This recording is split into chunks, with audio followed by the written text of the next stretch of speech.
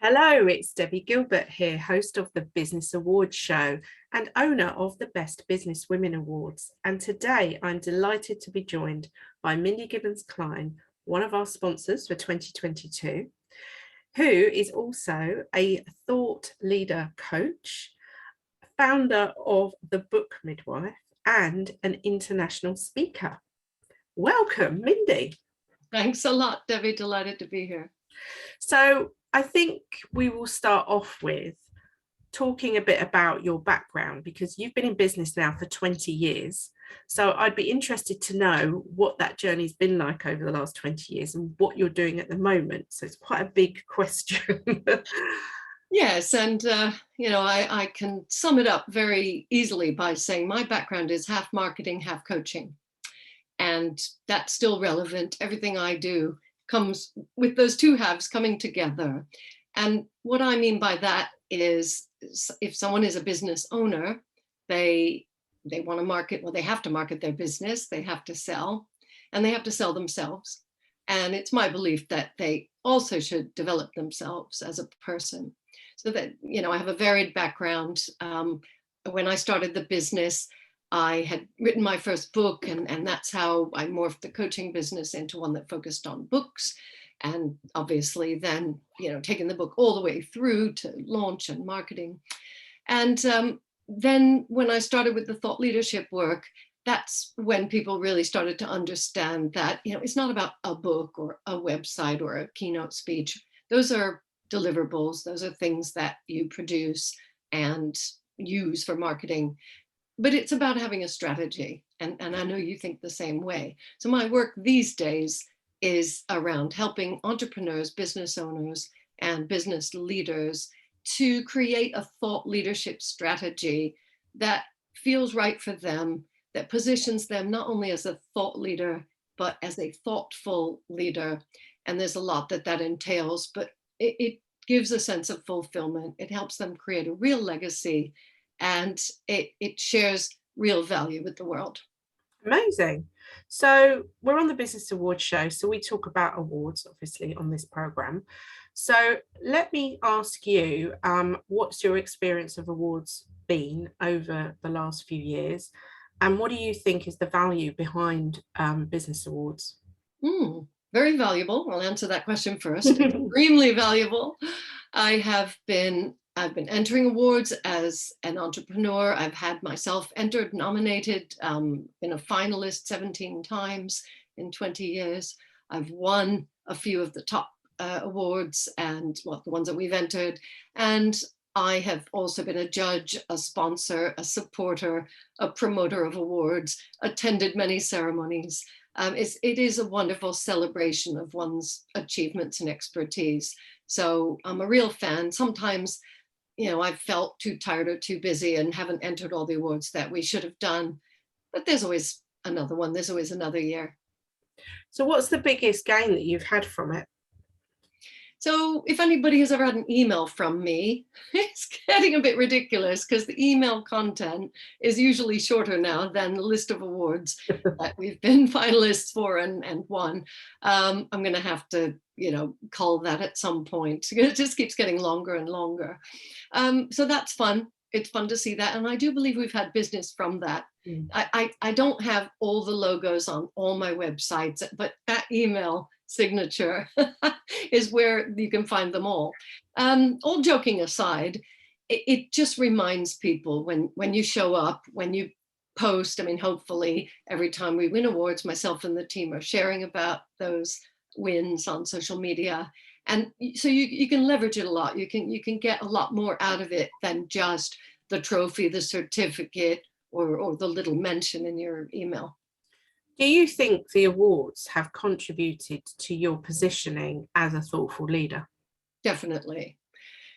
I think it depends which awards we've entered. And the funny thing is, sometimes I hear from these organizations that, I or one of my companies is a finalist and we haven't entered and it's all been contrived.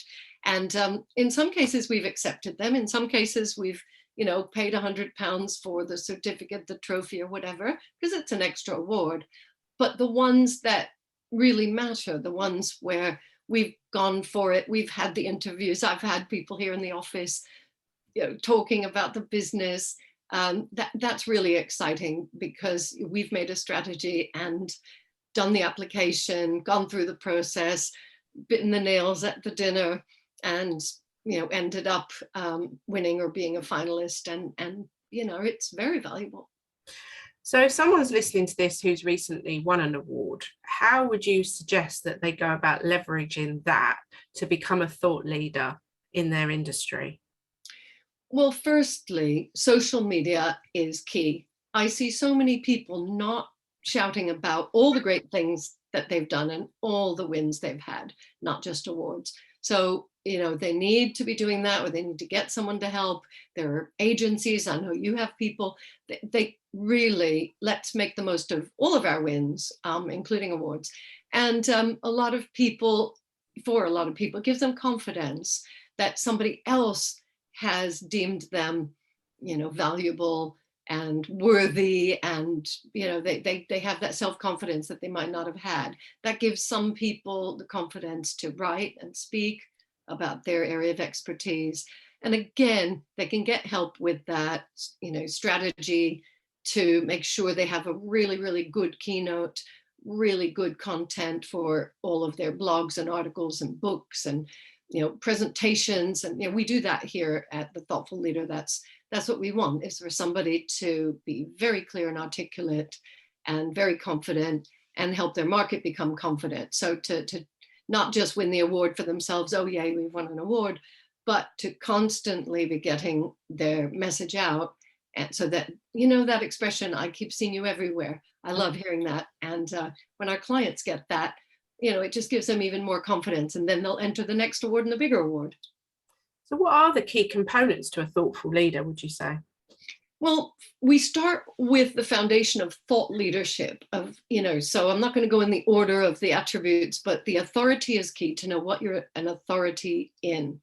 Some people call it niche, expertise. There's a lot of names for it, but really having that clarity and being articulate about it, like I said.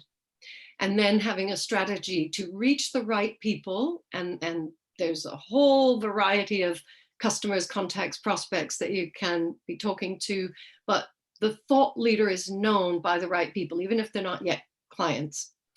And then it's how you engage with them. And then the leverage part really comes from having some form of deliverable, some tangible. If you don't have a podcast, if you don't have a book, you need to work really, really hard with LinkedIn posts and other things. So I would say, to plan a strategy, yes, it requires work, but the thought leader is known because they've put content out there. It doesn't just happen. The thoughtful leader is the next level. We call it Thought Leadership 2.0. And without getting into too much detail, you can imagine it means going above and beyond. So if this is the basic level, going up to this level means putting real thought, extra thought into all your content, into exactly how you approach the market, and learning strategies to make quick decisions. So I can kind of check in with my gut and think, yeah, everyone's saying I should be doing X, Y, Z. I shouldn't say this, but TikTok, for example. And every time I'm tempted and it's a bright, shiny object, I'm not doing it. That's today. If someone's watching this 10 years from now and I have a really successful TikTok channel, I apologize. But you just have to ask yourself, what is the right strategy for you? And again, we help people with that because you can't always see clearly about your own business, So you've written a book actually called The Thoughtful Leader, haven't you? I have. That's I'm trying to think which side it's on. This side. So that would give people a real insight into this process and the things they need to consider. Yeah, because entrepreneurs and leaders in business, people trying to get somewhere with their career and their business, we're always going to come up against challenges, difficulties, annoying stakeholders, be they suppliers, clients, prospects, colleagues, competitors. There's always going to be stuff. And it's how you deal with all of that and still carve out the time and space to be thoughtful, to come up with your best ideas, as I said, to figure out how and where to share them. Because most people, they carry on going round and round in the washing machine, and they don't necessarily get to do the deep thinking, the quality thinking.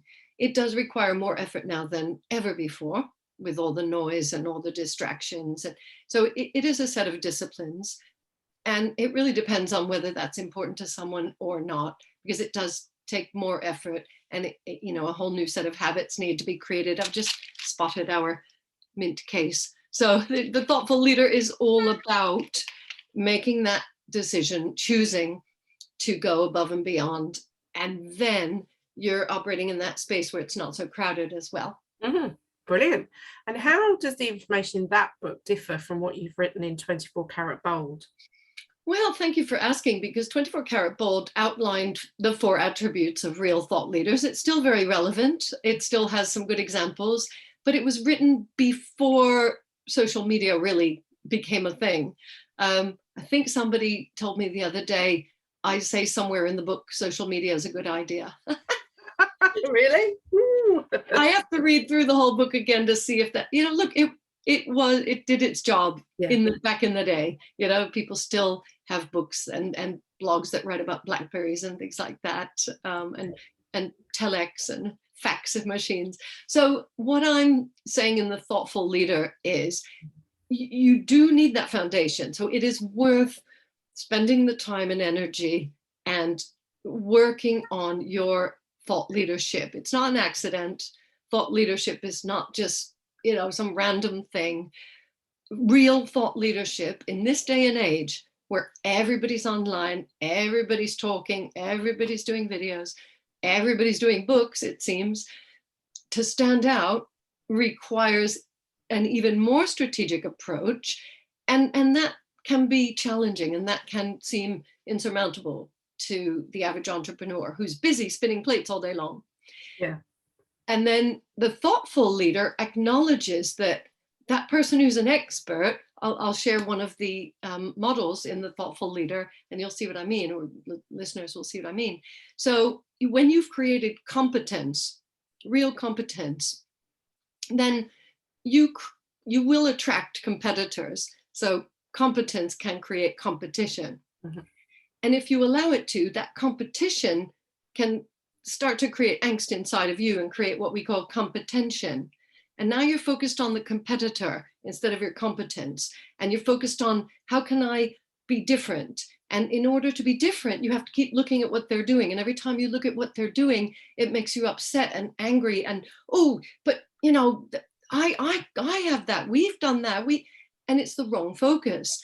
And it's the wrong energy. And it doesn't get you anywhere. You're still in the washing machine going round and round with a bad feeling. How do you get out of that? Nirvana.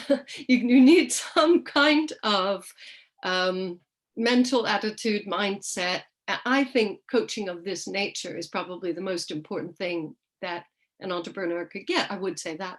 But I think getting out of that typical obsession with competitors, obsession with being unique.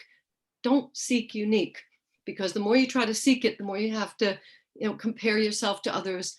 You're not going to feel great. So it's a totally different approach, and it requires a certain maturity. And that's the best way I can describe it. Read the book, listen to the book. It gives a few hints. Doesn't have all the answers, of course, no book does. But it really is worthwhile if somebody wants to break away and just hates that competitive environment. You can break away. That's my message. And you have a podcast as well called The Thoughtful Leader. I do. So what we've done this year is to bring everything together with the same branding. And I'm very proud of it, because we've got 7 different formats of the book in audio, ebook, and paperback format. We've got the podcast, and we've even been able to sneak it into our conference called the Above and Beyond Thoughtful Leadership Conference. There's scope to do so much more. But first, I think people need to ask themselves, do they want to be more thoughtful in both senses of the word? So do they really want to put more thought into their content? Do they want to have more thoughtful content out there so that people really start nodding their heads, and it looks like something special and exciting and original. And actually there's a thoughtful, as in caring, component to it, which is kind of the top layer. And again, that's a choice. Some people might feel they're too busy to work on their caring, but the two things together really make somebody shine. It's that je ne sais quoi, when you bump into someone or you're following someone and you just think, wow, that wow factor usually is a result of thoughtfulness in both senses of the word. Fantastic. So, been in business 20 years. We love our guests to share a couple of little nuggets that have got them through their business. So it might be some challenges you've come up against, or it just might be a couple of pieces of advice that you could give to somebody who's listening. Certainly. So the fun thing was when I actually came up with the thoughtful leader, because I had several successful businesses at that point. And the book businesses, when I first started in the book coaching industry, people didn't know what the heck that was. They would ask why they should even write a book, much less why would they need help.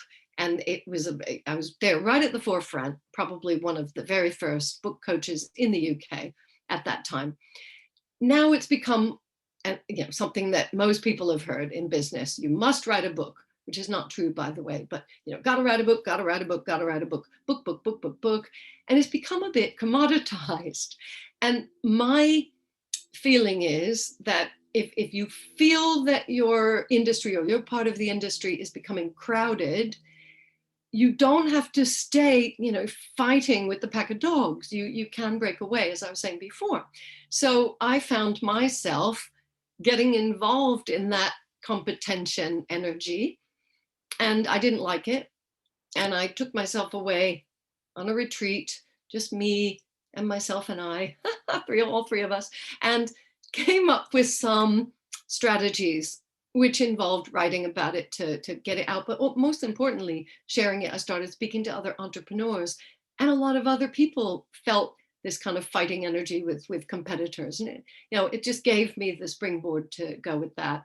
More recently, I have been balancing this new podcast, thanks for mentioning it, with all the other businesses. And I thought, it's just a podcast. It's going to require interviewing a few people. But as you well know, and many of our listeners, if you don't do anything, well, that's what's going to happen, nothing. And when you spend money with a team to get the thing produced, you really want to leverage it, to use that word again. You want to get it out there. You want to make sure that the maximum number of people can learn from the wisdom and insights. And I think the mistake I made was I thought, it's just a podcast, like it's a marketing tool. And I would never talk about a book that way. You will never hear me say a book is a marketing tool, because it's much, much more.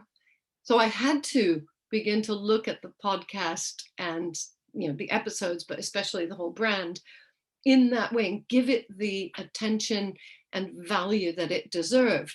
And thank goodness I realized it now and not 5 years down the road. Wow, that's some really good advice there. And I think the overriding message is stay in your own lane, focus on what you're doing, look ahead, stop looking around and seeing what other people are doing, because I absolutely agree with you wholeheartedly. There will always be somebody doing something similar to you, but they're not you. You're the unique person in your business, and people will gravitate towards you for many, many reasons. And if you can win an award, be a thought leader, have a podcast or maybe a book, that is going to position you far higher in your industry as an expert. And that's what awards, I think, really do. They really add to your credibility if they've been externally judged. You've had your business looked at by a judging panel, and it gives you that extra validity that I think is so critical, to be honest, is such a critical component in business success. So we'll wrap up just talking about sponsoring the Best Business Women Awards. What attracted you to sponsor awards? What was the thought process behind that? Well, I like to support entrepreneurs, and especially entrepreneurs from underrepresented groups who are doing important and interesting things. That runs through everything I do, runs through all my businesses. It makes my heart sing. So it was a given that I was going to get involved in some way. I don't really feel that entering that award, that particular award, was right for us. So I thought, how else can I get involved? And the giving back that you and I both speak about a lot, that is something that can be done very easily if you're a sponsor of someone else's event or awards. So I've also been a sponsor, a speaker, an exhibitor at your events. And so to kind of find different ways of getting engaged where you haven't always got to do the same thing. Yeah. It's very rewarding for us.